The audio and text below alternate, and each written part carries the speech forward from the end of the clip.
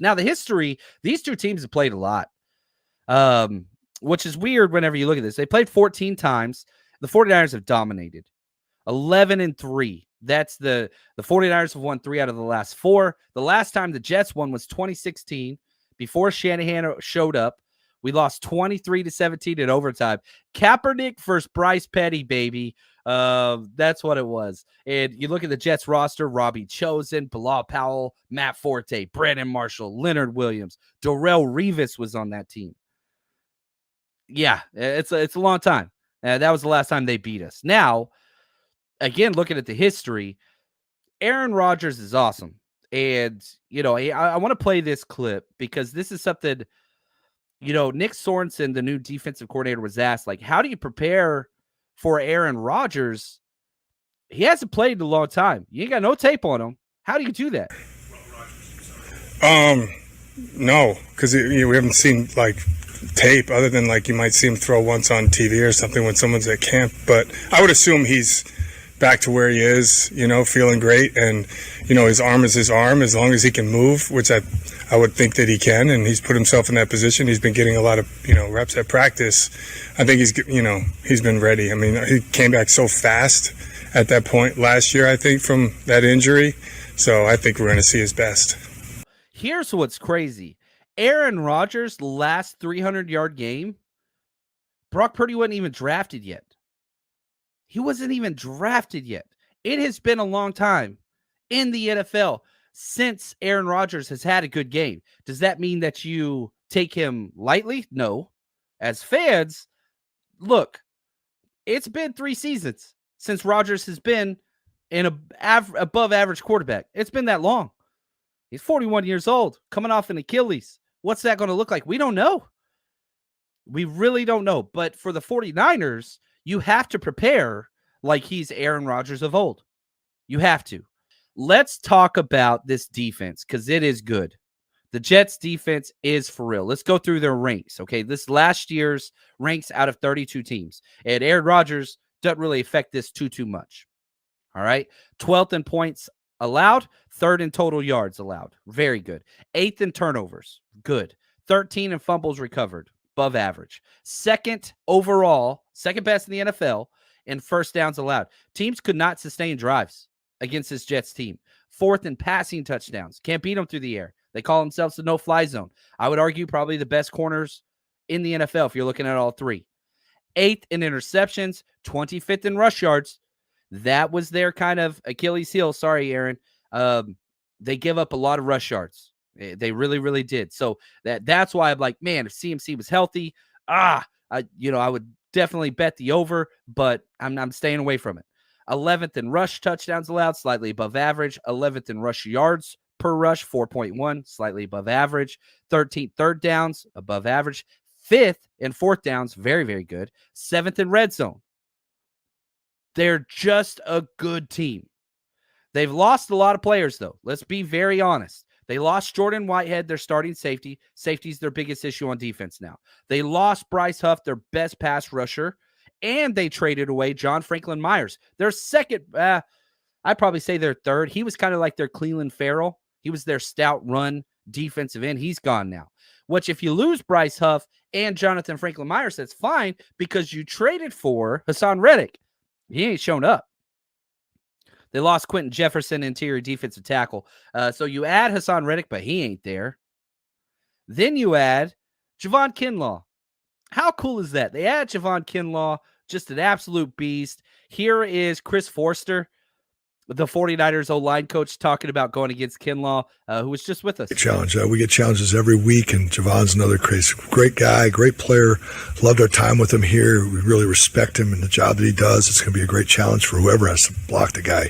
He can be as dominant a defensive lineman as we see, and from what we've heard, he's having a great camp and is ready to go. So obviously, we got a great challenge ahead of us. There we go. So plus they got Isaiah Oliver. They added him. They added Lakey Fotu, the defensive tackle, but he's on IR, so he's not going to be playing against us. So, I think their additions and subtractions match, but not with Hassan Reddick not playing. And so, yeah, it's still a long shot, according to Diane Rossini.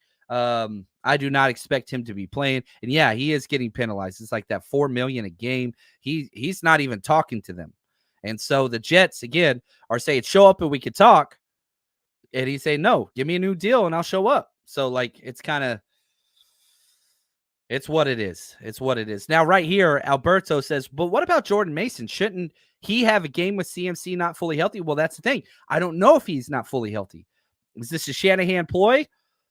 Is Mason going to get carries, or is this going to be a full CMC week? So I'm rush yards are coming from somewhere. And if you feel like you have a grasp on where that is, I think predominantly it's going to be a CMC. But we've seen games where the number 2 gets 0 carries.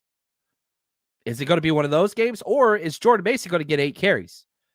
If I knew for sure Jordan Mason is getting 8 carries, I'm betting the over on him 100%. But we don't know that, and I'm not gambling. Week 1 is a high variance week enough as is because we just don't know about these teams. They're all new teams. They're new schemes, new coaches, whatever. So I just try to downplay the variance as much as possible and just don't risk.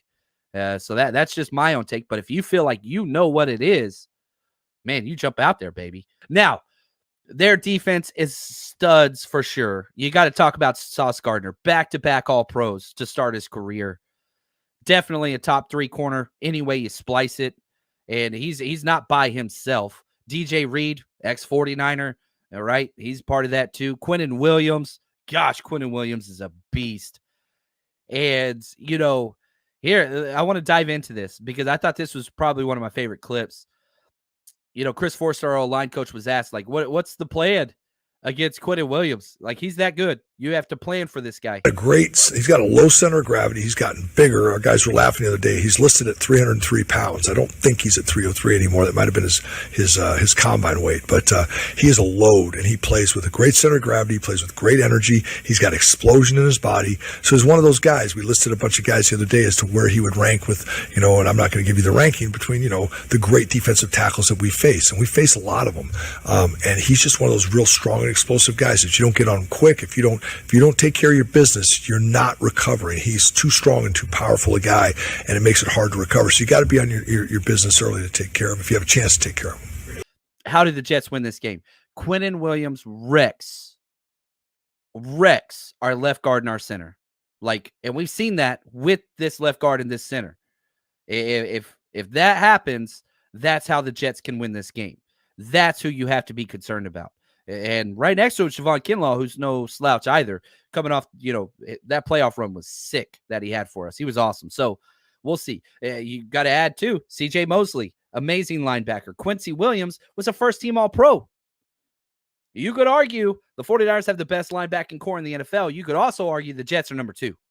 Now, with the pros and the cons, the players to exploit. And this is paramount right here. Josh, my man, said earlier, attack their safeties all day. Listen to these safeties. Chuck Clark played 0 snaps last year. Number 36. You see number 36 out there.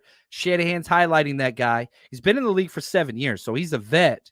But it's his first year with the Jets. Never been a quality player. Always been kind of a rotational backup guy. They are expecting him to elevate his play. The other safety, Tony Adams, had a 68 PFF score last year, 41st ranked safety, 15 missed tackles, 7 touchdowns allowed last year. He was the weak point of the defense last year. We'll see. Will that change? Man, I'm attacking both those safeties. And then the edge depth. Jermaine Johnson is awesome. Will McDonald, former Purdy teammate, Iowa State first-round pick, is pass rush specialist. But, man, you watch him even in the preseason, no run game integrity, kind of like a Randy Gregory type build, Randy Gregory type player. Take advantage of that. He's going to open up some run game perimeter whenever he's out there. Will McDonald and Michael Clemens is good, much more stout against the run, but doesn't offer a lot of pass rush, whatever else. Like, you're going to be all right. You're going to be all right. So there's players to exploit on this defense. Now, scheme, and here's where it gets fun. This is my favorite part. I'm talking too much. I'm going to have to. Anyway. Cover 1, cover 3, cover and quarters. That's their defensive philosophy. We remember when he was here, Robert Saleh. The biggest difference is we did a lot more cover 3 and quarters whenever Robert Saleh was here. That's not the case. because once he got Sauce Gardner and DJ Reed and Michael Carter, their corners, he started playing a lot more cover one than we did. And if you look at just last year alone, the Jets played 28% cover one. That's where you have one high safety and you could do some man type matchups with your corners. That's what I would be. If I was the Jets DC, we're going to be in cover one more than almost anything. Why? Because Debo can't play against it cover one. That's his biggest flaw. We've seen it press man. That's not his thing. He's just not good at it. Cannot get separation against man.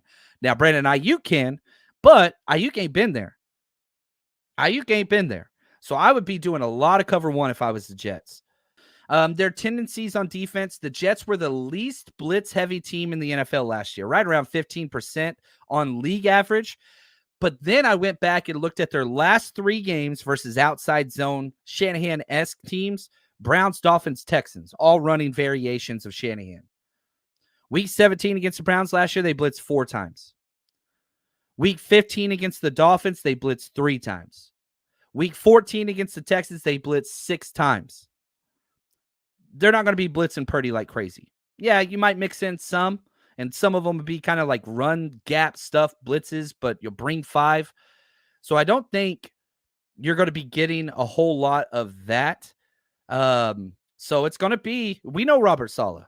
No first half adjustments. Jeff Albrecht's the DC. He's much better adjuster. That was my biggest weakness on Saleh and still is. Just never adjusted in the first half, refused to do it. He wanted to get back in the locker room, put it on the board, and I've had coaches that do that, and it drove me crazy. Like, come on, man, you got boards on the sideline. Fix it.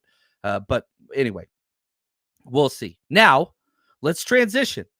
Let's go over to the Jets offense, and we'll start with our defensive coordinator talking just about how he breaks down the Jets offense. You want to see what you can find, that kind of crosses over. You got to watch a few different things because the team is different, with Rodgers not getting many snaps last year. So you kind of got to watch a few things. But looking overall, they have good position players. They got good skill players. We know the guys that they brought in. I think it's definitely going to be a different team. They've upgraded. Obviously, having one of the best quarterbacks that's played the game, being in there, it does change them a lot. And obviously you can see what they've done with their O-line and, making that a priority as well. That's what's it changes. It's so having Rodgers there, we're going to go through their offense last year. It's an asterisk. Like at best, it's completely different at worst. Now, let's go through these non-Rodgers ranks from last year for the Jets on their offense. 29th in points, all out of 32 teams, right? Terrible. 31st yards, terrible. 30th in turnovers, terrible. 32nd fumbles lost, terrible. 21st interceptions, terrible. 32nd first down, terrible. 32nd pass touchdown, terrible. 31st pass yards per attempt. 29th in rush attempts, terrible. 22nd rush yards, all right. 30th rush touchdowns, terrible. 14th rush yards per attempt, 4.2. That's above average. 32nd third down, 6th and 4th downs, 32nd red zone. There we go. It's bad. Players lost. Laken Tomlinson now with Seattle. He wasn't good for them. Zach Wilson now with Denver wasn't good with them. Mekhi Becton gone, wasn't good with them. Randall Cobb retired. Connor McGovern, probably their biggest loss. Billy Turner, next biggest loss. Added Mike Williams. He's been limited. He's going to be on a pitch count this week, the wide receiver. Tyron Smith, probably their number 1. Can he play? He's always banged up, but he's healthy week 1. Tyrod Taylor, their backup. If Rodgers goes down again, they have a vet there, and Morgan Moses starting right tackle. They paid some O-line, man. Strength, Aaron Rodgers for sure. Yeah. Bryce Hall, Brock's old teammate, beast, 4th highest ranked running back on Pro Football Focus. Garrett Wilson, I think he's their best offensive player personally. I think Garrett Wilson is a top 6, 7 wide receiver in the NFL. I think he's really good. Tyron Smith is great. Borderline Hall of Famer. Borderline. Just so many injuries, but he's healthy. So that's going to be a fun matchup. Now, players to exploit. One of my favorite centers coming out a couple years ago was Joe Tippmann out of the Big Ten. He struggled last year. Gave up 3 sacks, 20 pressures in 14 games. 22nd ranked center. He's just not consistent. They're expected a huge step up. Their left guard, John Simpson. That's who I'm attacking. I want Javon Hargrave to show us why he's getting all that money. We ain't seen it yet. I know 7.5 sacks last year. He had some games. That dude stunk down the playoffs. He was terrible. You're going up against their worst player, John Simpson, their left guard. Dude had 11 penalties last year. Come on. Tight end Tyler Conklin, he's solid, not great. And then their number 3 wide receiver is Alan Lazard. No, I'm not worried about that. Personnel, how they line up. If I'm the Jets, I'm in big personnel the whole time forcing DFF out there. But that's not the way the Jets play. That's not the way Aaron Rodgers plays. 11 personnel, 1 back, 1 tight end. That's what that means. So whenever you hear like 21, 22, 11, 12, 20, whatever, the first number is running backs. How many running backs are on the field? And the second number is tight ends. So 21 personnel for the 49ers is CMC and Kyle Juszczyk. Those are your 2 backs. And then George Kittle, right? So for the Jets, 11 personnel, they're in 66% of the time. They don't have a quality fullback. They don't have a quality number 2 tight end. They don't do that very often. 12 personnel, 1 back, 2 tight ends, 17. So whatever you hear 12 personnel, that means DFF's going to be out there. Glaring need. 45's out there. I would run the ball against them every time. If I was the Jets, I'm staying in big formations. I'm running at DFF. That's just what I would do. 21 personnel, 7%. It's a Shanahan LaFleur light. Nathaniel Hackett has never been able to recreate this team, this scheme, this play style. Now, whenever he's had Aaron Rodgers, they had some success, but McCarthy was calling plays. He's never called with him. They stretched the field horizontally. He wants yards after catch situations, quick passing, get the ball out. That's what they want to do. It's timed-based passing, right? So just 1,001 to pow, like right there on that third step, boom, get the ball out. They don't want Aaron Rodgers getting hit. They want snap, throw. That's what they want. Now, let's go through these matchups. Let's look at this 3 separate ways. Okay, maybe my favorite part of this show. Which matchup favors the Jets? Which matchup favors the 49ers? And which matchup is blue chip on blue chip? Blue on blue, best on best. Let's start with the 49ers defense versus Jets offense, okay? Their best matchup, I just said it. Their run game versus DFF.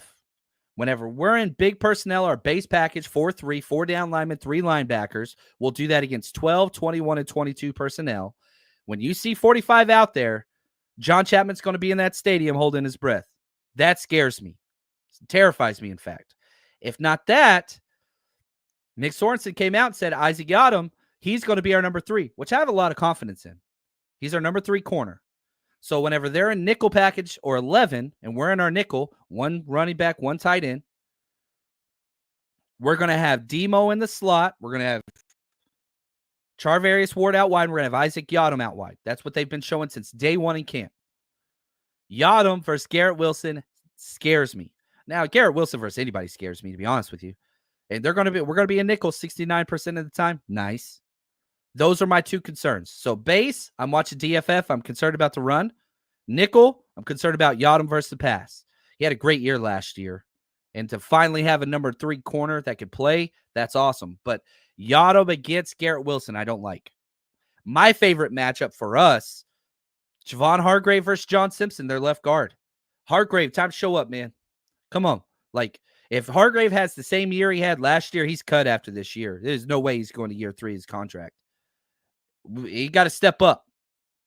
Now, blue on blue, best on best, Nick Bosa versus Tyron Smith. That's incredible. Now, Nick Bosa's had success against him in the past, but, he's healthy, started the season. Tyron Smith, that's going to be a fun matchup. I'm excited about that. Now, let's flip the script. Let's look at the 49ers offense versus the Jets defense. Them, Quinnen Williams versus Brindle. I'm not worried about Quinnen Williams versus the rookie. Yeah, he might beat him a couple times. He's that dang good.